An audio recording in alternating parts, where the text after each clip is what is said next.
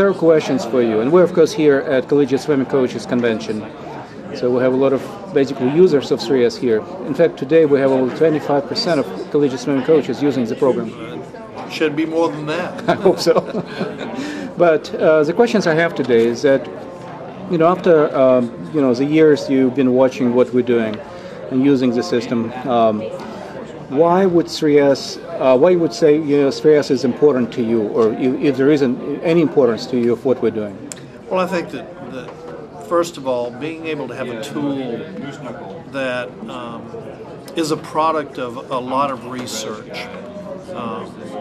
and that the tool gives you the opportunity to understand more about the training process, understand more about progressive adaptation.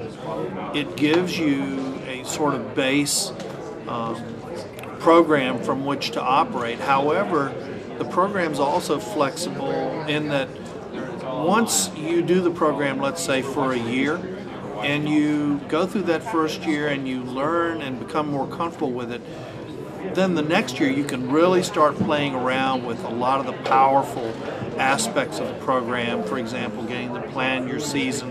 You can make adjustments in a number of areas of training on your own, and then have those things play out, throughout the entire season, so you always know where you are, you know where you've been.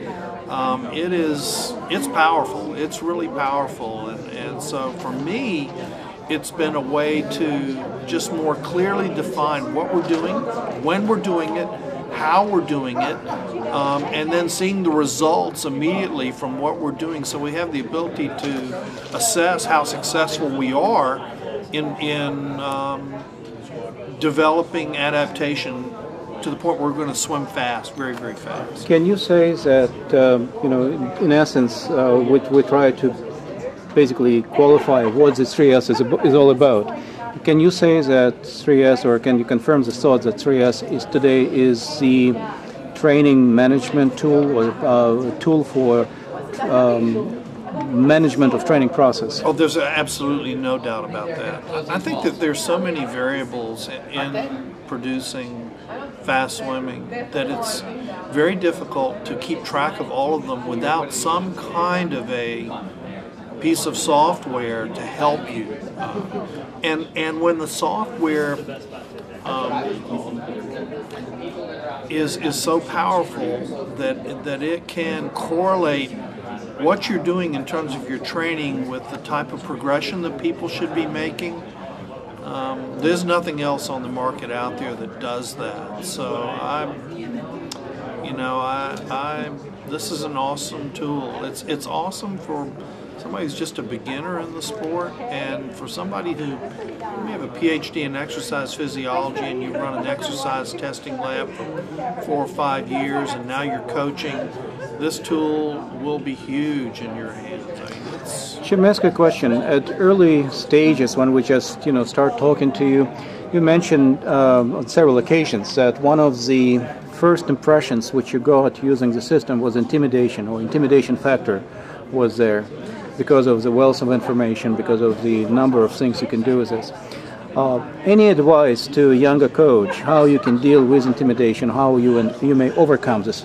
Well, I think that sometimes when you get a tool like this, the tendency is to see if you can use everything in it. I would say stay to the basics your first year.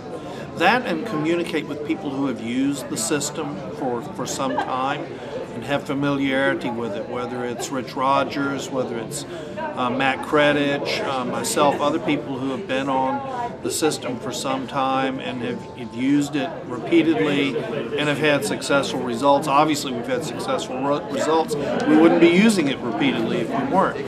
So that would be my advice. First year, stick to the basics in the program, and then when you have questions, contact people who've been using it. And I know I got on the phone in December, my first year, and spent time with Matt Kredich, and then I flew down to meet with Matt, and we got together one afternoon for 3 hours, and he just answered a lot of my questions that were really more geared towards the realization phase and then the taper at the end, because I felt really comfortable with what we'd done to that point. But I'm like most coaches, we know what we know.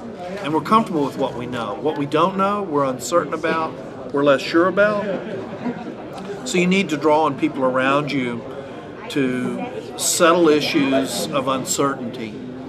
Speaking of Matt, if I may, I know that Matt is not here, unfortunately, with us today. I mean, when on this convention. But speaking of Matt, would you think that he's probably the most advanced user today in 3S? Undoubtedly. I think Matt just does a lot of creative things. He's always been very analytical. And very if A then B, if B then C, therefore if A then C. So he's always been that kind of a coach. And even before 3S came out, I'd seen some of the work that Matt had done that was very similar to some of the things that John and I had done at Michigan with training paces and the training charts and the colors. So I had a lot of respect for Matt in terms of his approach to swimming and how he breaks performance down. And I knew when he was using this that he had found something that was better than what he had been doing.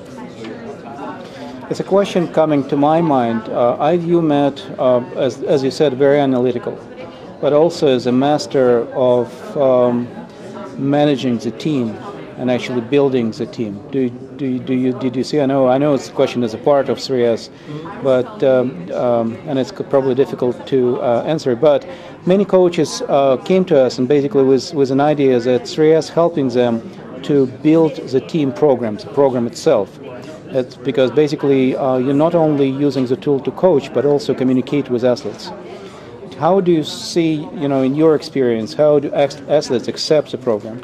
Well, I think that once they understand what's going on with respect to the things that they're asked to do every day, particularly the things that are of higher intensity levels, the parametric sets, once they understand and see the correlation between what they do in practice and then how they're going to be racing, they buy into it. And I think that's probably one of the really big keys that puts everybody on the same page.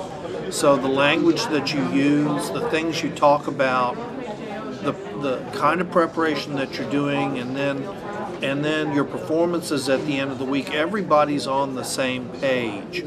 And I think that's really, really important. I think that although people are going to train at different paces and they're going to be swimming different events, the process for getting there is a uniform process, and